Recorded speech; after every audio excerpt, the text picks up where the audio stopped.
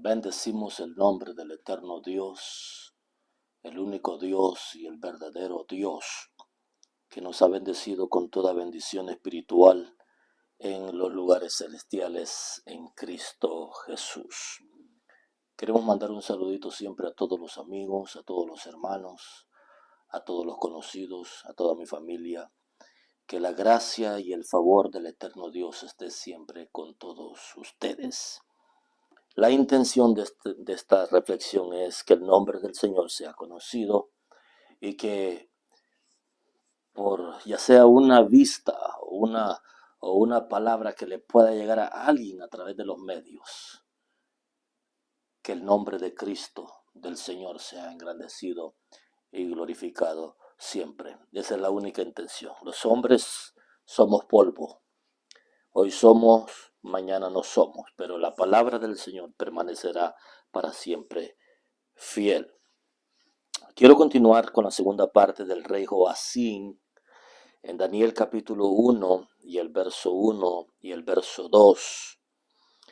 Y dice así la escritura en el nombre del Padre, del Hijo y del Espíritu Santo.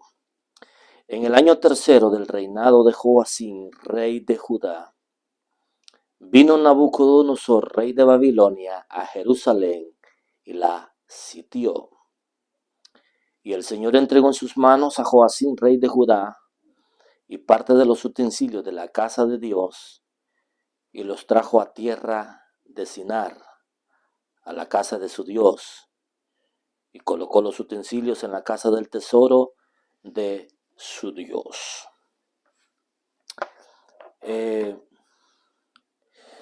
importante es que un hombre, una mujer que está en eminencia, que tiene una posición alta, que tiene un cargo donde tiene que influenciar a otros, pueda hacer las cosas bien, pueda hacer lo honesto, lo correcto, y puedan verse sus obras. Es algo grande, es algo maravilloso. Si pudiéramos ver algo así en nuestros días, y creo que hay algunas personas que tienen influencia, que luchan por los valores, por los principios de una sociedad, de una nación, y bendecimos la vida de ellos.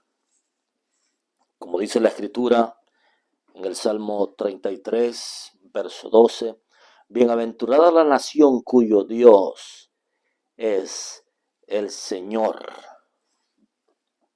Cuando hay una nación temerosa de Dios, cuando hay una nación que teme al Señor, que tiene los principios y los valores del Dios del cielo, es porque sus gobernantes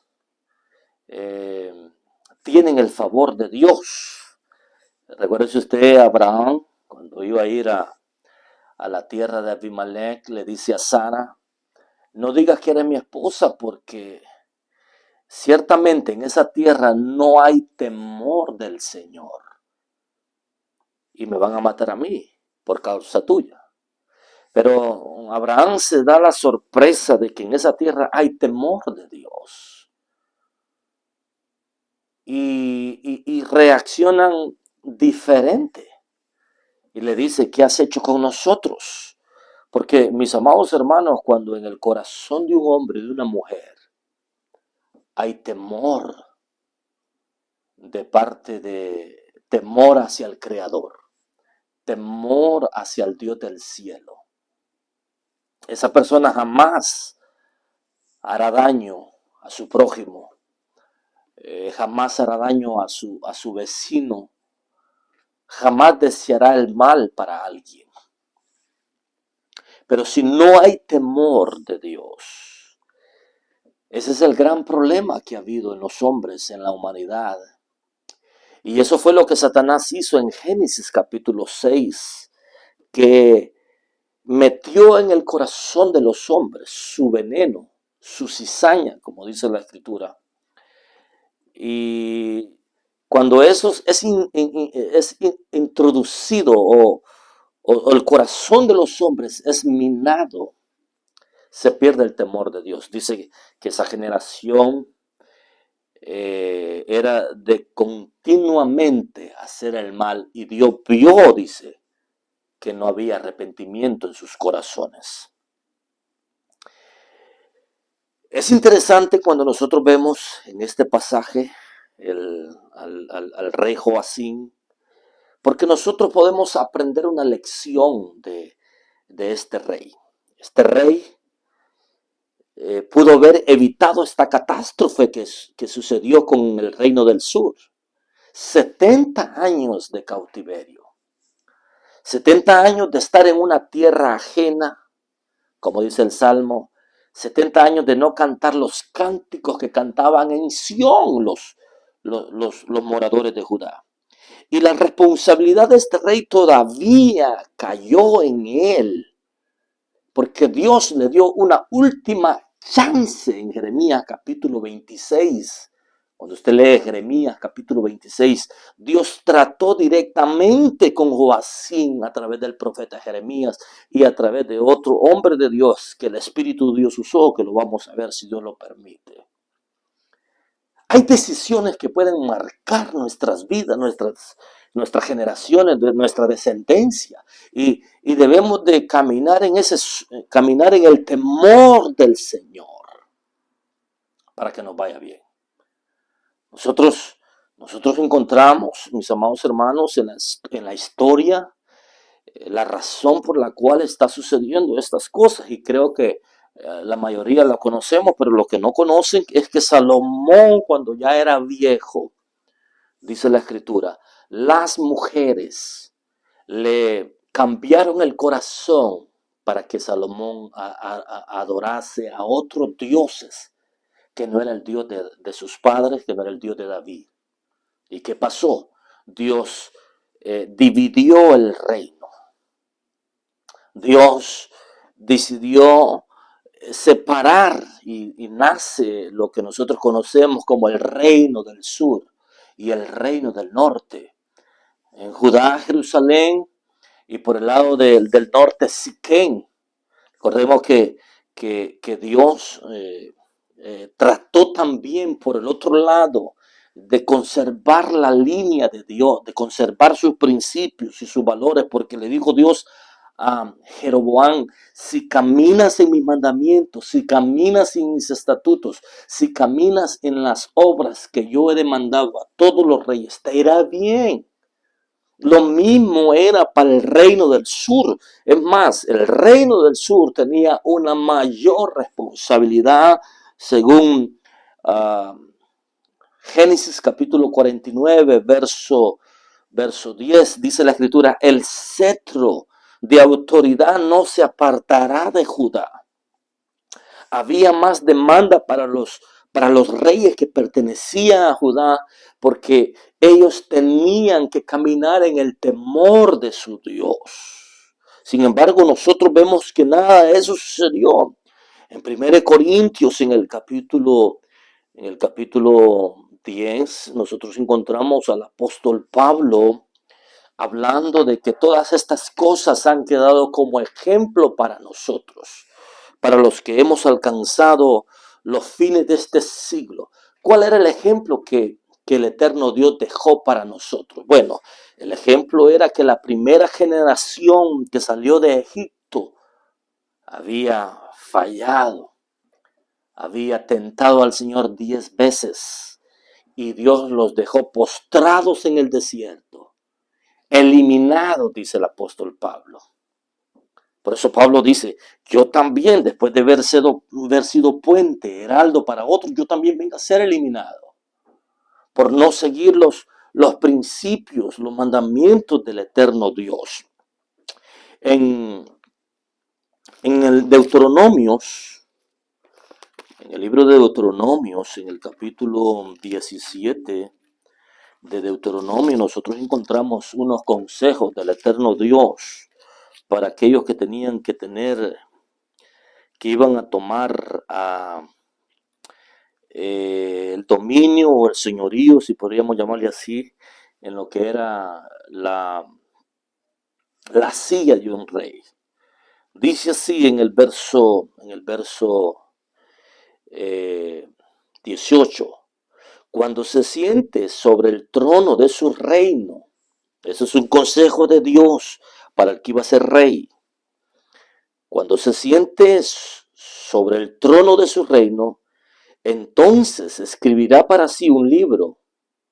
Entonces escribirá para sí en un libro una copia de esta ley, del original que está al cuidado de los sacerdotes y levitas, y lo tendrá consigo y leerá en él todos los días de su vida, para que aprenda a temer a Jehová su Dios, para guardar todas las palabras de esta ley y estos estatutos, para ponerlos por obra. Verso 20.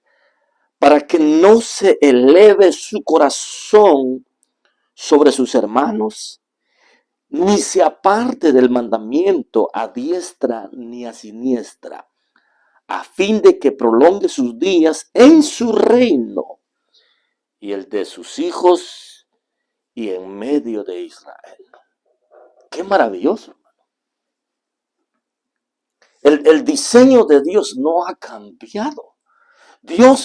El diseño de Dios era que el rey tuviese una copia de la ley de su Dios, del original, y que leyera en ella todos los días de su vida, para que no se elevara su corazón en orgullo, en altivez, y que pudiera hacer lo justo delante del Señor y tuviera larga vida. Él, sus hijos, su casa y los moradores de Israel lo pudieran ver. Y nunca jamás este rey que viviese de acuerdo a como estaba escrito aquí, jamás ni nunca sus enemigos le iban a poder hacer frente, mucho menos sus enemigos lo hubiesen sitiado como sitiaron al rey Joacim. Ahora bien, ¿por qué Joacim es muy importante? ¿Por qué el rey Joacim es muy importante? ¿Y por qué Dios dejó que el rey Joacim estuviese en el capítulo 1, verso 1 su nombre y en el verso 2? Porque aparentemente, mis amados hermanos, Joacim como que es inocente y como que Dios lo está entregando a sus enemigos. Pareciese como que Dios fuera injusto, como que Dios no tuviese cuidado de él, si estaba establecido en Génesis capítulo 49, verso 10, que el cetro no se apartaría de Judá y que Dios los iba a respaldar todo el tiempo, pero Joacim, como dije al principio, tiene mucho que ver, porque él pudo haber tomado el camino del Señor y no lo tomó. La Biblia dice que él hizo lo malo delante de los ojos de su Dios. La Biblia dice que que sus obras fueron malas delante de su Dios. Nuestro pastor nos enseñaba del rey Joás, que empezó bien, a hacer lo recto, pero después se desvió del camino. Luego vimos al rey Josías, donde su padre, su abuelo y su tatarabuelo eran malos, y él decidió hacer lo recto delante de Dios. Y Dios lo bendijo, Dios lo ayudó, lo auxilió. Entonces, es cuestión de cada uno de nosotros. El Señor dice, he aquí yo pongo delante de ti la bendición y la maldición, la vida, la muerte. Escoge tú, dice el Señor. En mi corazón, ¿hacia dónde se va a inclinar mi corazón? ¿Hacia dónde voy a dirigir mi vida? ¿A las cosas terrenales de este mundo o a las cosas eternas, a las cosas celestiales que permanecerán para siempre? Eso es lo que yo admiro de Moisés, que rehusó llamarse hijo de la hija del faraón, dice, que renunció a esas riquezas, a esos privilegios, quizás a ese trono, por ser sufriente, por ser vituperado por el Señor Jesucristo. ¿Qué ejemplo? Y nosotros vemos ahora a Moisés en la gloria eterna, en visitaciones divinas que vino a hacer aquí a la tierra, en proyectos, en propósitos que Dios tiene para él. ¿Por qué? Porque tomaron el camino que era. En el cielo, mis amados amigos, de los muchos libros que se van a abrir, hay dos libros muy importantes: el libro de las memorias y el libro de las obras. En el libro de las memorias están todas las obras que tú hayas hecho, que yo haya hecho. ¿Es importante las obras? Claro que sí. Dice la Escritura: si tienes fe, muéstrame tus obras. Y si tienes obras, muéstrame tu fe. En el libro de Apocalipsis el Señor le habla a los cristianos que han perdido el primer amor. Le dice: por lo tanto, recuerda dónde has perdido el primer amor y vuelve a tus primeras obras. Como que las obras tienen que ver con el primer amor. Claro que sí. Porque cuando empezamos esta carrera, nos gusta ayunar, nos gusta orar, nos gusta vigilar, nos gusta escudriñar las escrituras, nos gusta ir todos los días de servicio. Pero si hemos menguado en esas cosas, el primer amor no está sobre nosotros. Y la sentencia de Dios es: vuélvete, porque si no, quitaré el candelabro de ti. Dios quiere gente llena del poder, bajo el fuego, bajo la unción, bajo la autoridad divina que Él nos ha dado a cada uno de nosotros. Dios no quiere ni tibios ni fríos, ni apartados del camino, porque será terrible y grande la ruina. Ahora bien, miren lo que hizo Joacim. Joacim, siendo el responsable, dice la Escritura en Jeremías capítulo 22, verso 7, mas tus ojos y tu corazón no son sino para tu avaricia y para derramar sangre inocente y para opresión y para hacer agravio. Cosas que iban en contra de lo que un rey tenía que hacer. Jeremías capítulo 26, verso 22 dice: hubo también un hombre que profetizaba en nombre de Jehová, Urías, hijo de Samaías, de Kiriat Jearim, el cual profetizó contra esta ciudad y contra esta tierra, conforme a todas las palabras de Jeremías. Y mire lo que le hicieron. Y oyeron sus palabras el rey Joacim. Oyó el rey Joacim las palabras que este profeta profetizó, y todos sus grandes, y todos sus príncipes. Y el rey procuró matarle a los hombres y mujeres de Dios. Entendiendo lo cual, Urías tuvo temor y huyó a Egipto. Y el rey Joacim envió hombres a Egipto, a Elnatán, hijo de Adbor, y otros hombres con él a Egipto, los cuales sacaron a Urías de Egipto y lo trajeron al rey Joacim, el cual mató a espada y echó su cuerpo en los sepulcros del vulgo. ¡Qué terrible! La voz de Dios sobre Joacim, diciendo: apártate del camino, apártate de esa mala obra, apártate por donde vas, porque tu fin es un fin malo. Y al contrario, reaccionaron al revés. Hermano, cuando Dios nos habla, cuando Dios nos dice algo, es porque Él no quiere el mal para nosotros. ¿Cuántas veces Dios te ha estado hablando para que vengas a su camino, para que hagas su voluntad, para que le sirva, para que te vuelvas de donde has caído, y no haces caso? ¿Cuántas veces? Volvámonos al Señor. El capítulo 26 de Jeremías, dice así la Escritura. Mira la oportunidad que Dios le dio a Joacim de que le predicase. Dice: así ha dicho Jehová al rey Joacim a través de Jeremías: ponte en el atrio de la casa de Jehová y habla a todas las ciudades de Judá que vienen para adorar en la casa de Jehová.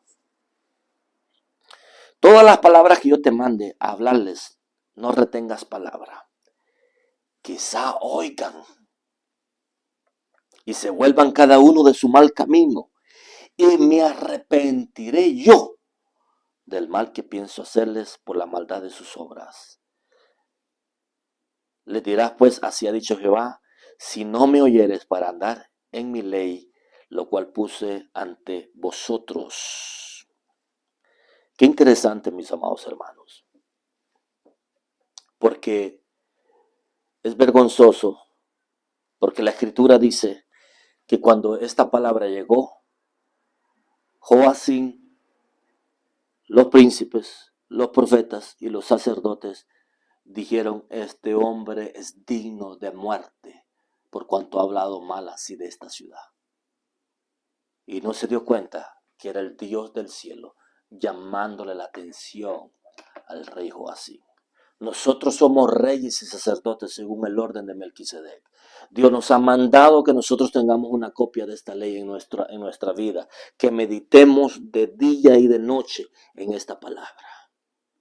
Esta palabra es la que marca el camino hacia la vida eterna y nos revela al Hijo. No hagamos lo que Joacim hizo, que ignoró la voz de Dios, ignoró a los profetas que mandó sin cesar, dice la Escritura, que incluso se volteó contra las cosas de Dios, mató a sus siervos. Y Dios es lento para la ira, pero grande en misericordia. Mía es la venganza, dice el Señor. ¿Y qué dice aquí lo que leímos? En Daniel capítulo 1, verso 2. Y el Señor entregó en sus manos a Joacim, rey de Judá. ¿Por qué lo entregó en sus manos? Porque no quiso seguir el consejo de Dios. Es muy simple y muy sencillo. Sigamos el consejo de nuestro Dios. Atendamos a su voz. Tantos medios que hay donde Dios nos está hablando. Cambiemos nuestra dirección. Cambiemos el camino al camino de Dios y cambiemos nuestras obras malas a las obras buenas. Dios te bendiga, Dios te guarde. Que la gracia, el amor del Padre, la gracia del Hijo y la comunión con el Espíritu Santo esté con todos ustedes, mis amados hermanos. Hasta la próxima. Bendiciones. Amén y amén.